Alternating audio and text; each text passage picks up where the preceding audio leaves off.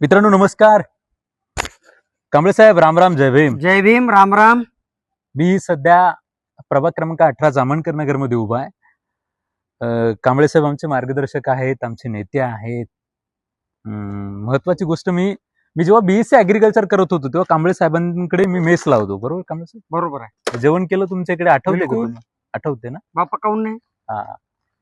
कांबळे साहेब, ह्या लोकांचे उपकार आहेत आमच्यासारख्या कार्यकर्त्यांवरती. म्हणजे आम्हाला आमचं बेस्ट पॉईंट ही लोक आहेत.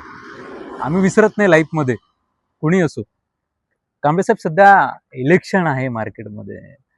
नगराध्यक्ष पदासाठी कोण उभं आहे काही माहिती आहे का? अटीतटीचा कार्यक्रम आहे. उभं कोण आहे? मोघे आणि उईके. अच्छा, काँग्रेस आणि भाजप. काँग्रेस आणि भाजप. हा हा. पण आपल्याला एक काम करायचं आहे, ज्याचा हक्क आहे.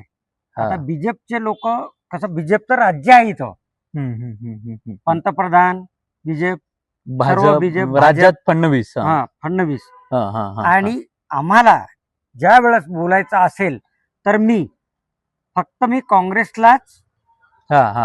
काँग्रेसलाच बोलील. आणि काँग्रेसचं कसं आहे, 1997 पासून, अच्छा, 1988 पासून मी त्या काळात जगलो आणि पुसदचा रहिवासी असून मी यवतमाळात आलो. 40 वर्ष झाली. 40 वर्ष झाले तुमचं या ठिकाणी वास्तव्य आहे. हा. मित्रांनो, कन्यका सोसायटीमध्ये राहतात कन्यका सोसायटीत मी राहतो आणि माझा व्यवसाय मजुरी.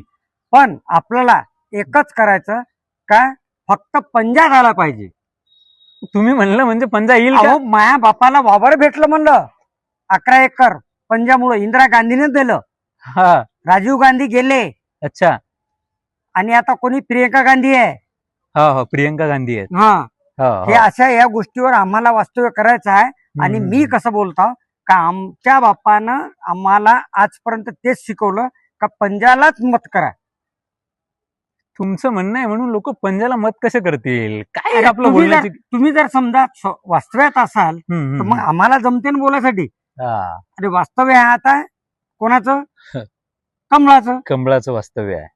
पंतप्रधान नरेंद्र मोदी आहे. हा, पण तुम्हाला वाटतं इथं पंजा चालला पाहिजे? आलाच पाहिजे. आला पाहिजे. लक्षात घ्या, लोकांचं म्हणणं आहे की पंजाशिवाय यवतमाळमध्ये नगराध्यक्षासाठी पर्याय नाहीये. थांबतो पंढरी पाटील, यवतमाळ.